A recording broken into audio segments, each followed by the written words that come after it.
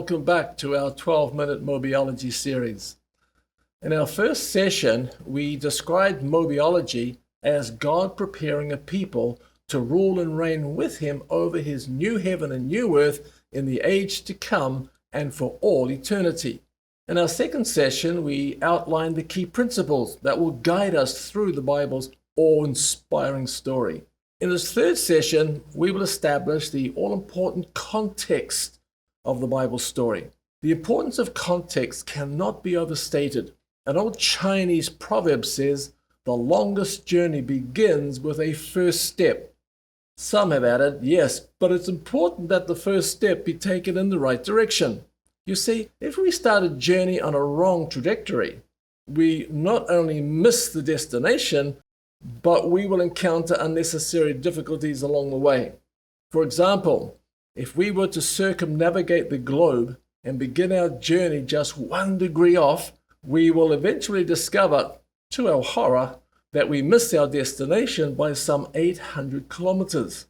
And context touches on one of our principles of interpreting the Bible story. The Bible was written for us, but not to us. To understand what the story of Scripture means to us in our day, we must first understand what it meant to them in their day. Context, many Bible scholars and theologians would say, is everything. The book of Genesis has a specific context, as of course does every book of the Bible.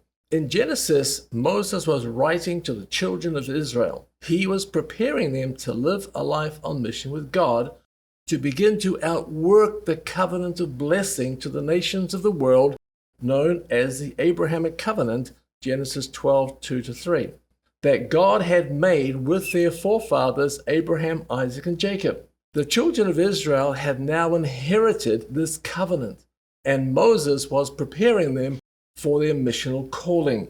This is the context of Genesis, and in fact of the entire 5 books of Moses, or what is known as the Pentateuch, and what the Hebrews called Torah. And perhaps we ought to pause here for a moment to be reminded that it's not just the first 5 books of the Bible that were written to prepare God's people or to mobilize God's people into mission. The entire Bible was written for this very purpose. All 40 writers and all 66 books, from Genesis to Revelation, were written for this very same purpose of mobilizing all God's people into living a life on mission with God. Paul explains this clearly in 2 Timothy 3:16 and 17.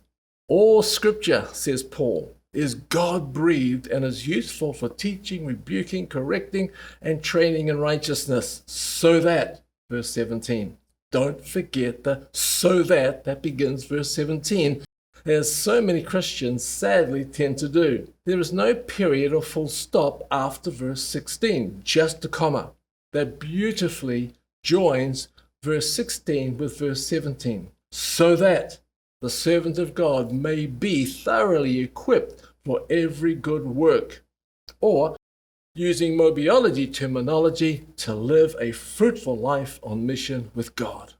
It was for this missional purpose that Moses wrote God-inspired Scripture to the children of Israel. And all 40 writers of the Bible from Genesis to Revelation did the same, to prepare God's people in every generation to live a fruitful life on mission with God. Scripture must therefore be read from this mobilizing missional perspective. To read and to try to understand Scripture any other way, from any other perspective, is to get the story wrong or to distort the true meaning of the Bible's story. Now, every story begins with an introduction, right?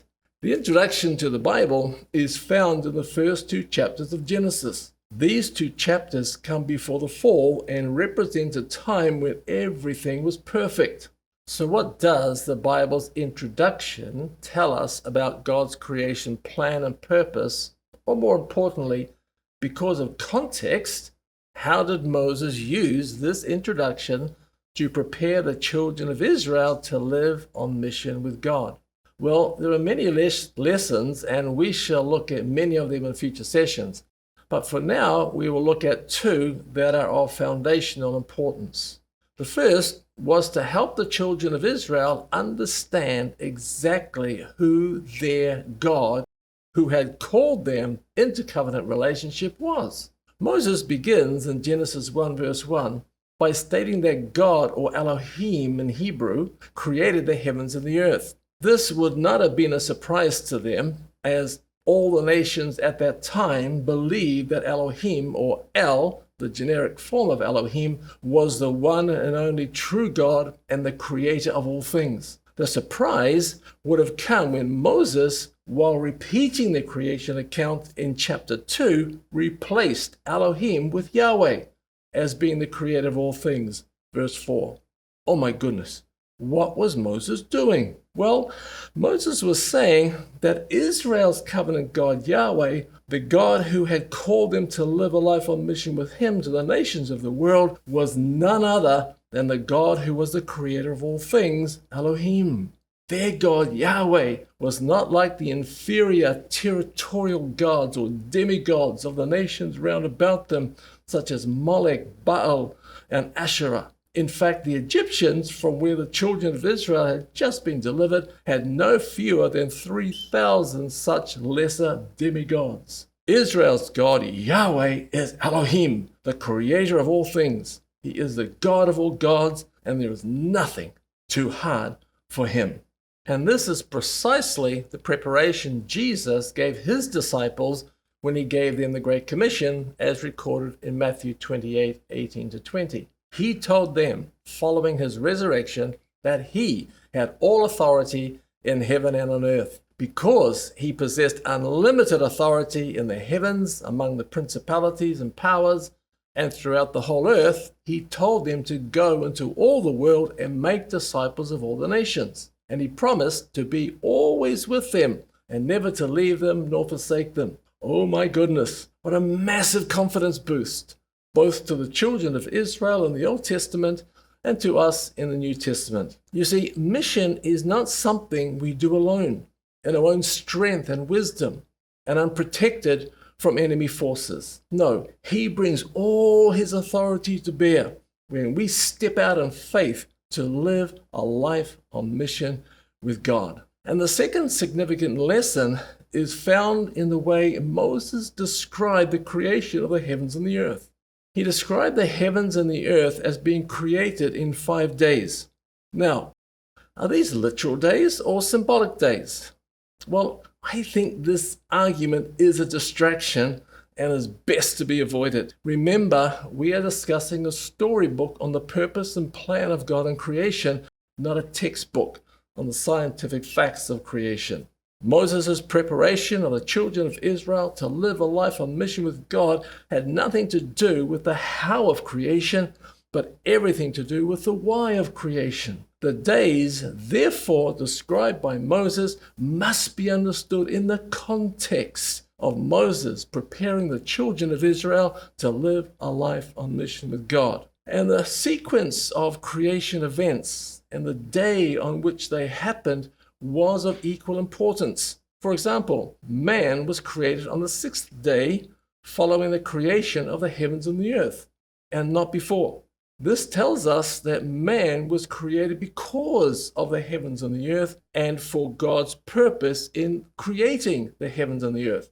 That is, the heavens and the earth were created for God and not for man. They were created for God's glory, not for man's glory. You have created all things, and for your pleasure they were created. Revelation 4:11, King James Version. Being created on the 6th day and not the first day, man was created in God's likeness and image, Genesis 1:26, to represent God, who is spirit, John 4:24, in his physical world. And the very next day, day 7, God rested from all his works of creation because there were now other works that needed to be done. Jesus said that my Father is always at his work, John 5:17. Rest simply meant God's work of creation gave way to work of a different kind. And this work was the work of ordering his creation. Or as Professor John Walton in his book, The Lost World of Genesis 1 says, of governing his creation. to its full realization and expression. The 6 days of creation gave birth to the infancy of creation. Creation had to grow and mature and reach its full potential, and all for the glory of God. This included mankind. Man was to multiply into families, and families to clans, and clans to nations or peoples. And nations would build cities, and cities would create institutions for the governance and well-being of their people. And they would grow industries and engage in trade, etc., etc. None of this was to take place in isolation from God. God's rest meant that he was in charge of this. This was his work. And following man's creation on the 6th day, God was inviting him into his 7th day to join him, to labor together with him, or in our language, to live a life on mission with God. Man was never to work independent from God, but to work interdependently with God in representing his will and outworking his will in his physical world. God's quest for man to enter his rest lies at the very heart of the Bible story, which, as with all God's plans and purposes, is fulfilled in and through Christ, which we shall later see. Jesus said, "Take my yoke upon you and learn of me, for my yoke is easy and my burden is light, and you will find rest." Matthew 11:29. Man's disobedience in the Garden of Eden, which we will discuss in our next session, was a result of man's refusal to enter God's rest, to submit to God and to his lordship. Man didn't want to work with God, he wanted to work independent of God, to be the captain of his own ship and the master of his own destiny. He didn't want to be the steward of God's creation, he wanted to be the owner. This was the lesson Moses was teaching the children of Israel by the inspiration of God. Don't be like your forefather Adam, was the lesson Moses was emphasizing. For this reason, we find numerous references to God's rest throughout Scripture, and significantly in relation to the nation of Israel, such as in Psalm 95 and in the book of Hebrews, where entering God's rest is a central theme. Entering God's rest by learning to co-labor with him in his mission, 1 Corinthians 3:9, will result in ruling and reigning with him in the life and the age to come and for all eternity. Having a people qualified for his rest is what God had in mind from before the world began. This is the context of the Bible's 2-chapter introduction, and we could cheat a little if we wanted and go to the conclusion of the story, the last 2 chapters of Revelation. And if we did, what would we find? Well, a people qualified for his rest and for eternity, referred symbolically as the bride, the wife of the Lamb. 21 verse 9. So God gets his prize. And by understanding the Bible story and learning the lessons it teaches, we too can win our prize and qualify for royal duties in God's new and eternal world. God bless, and see you next time.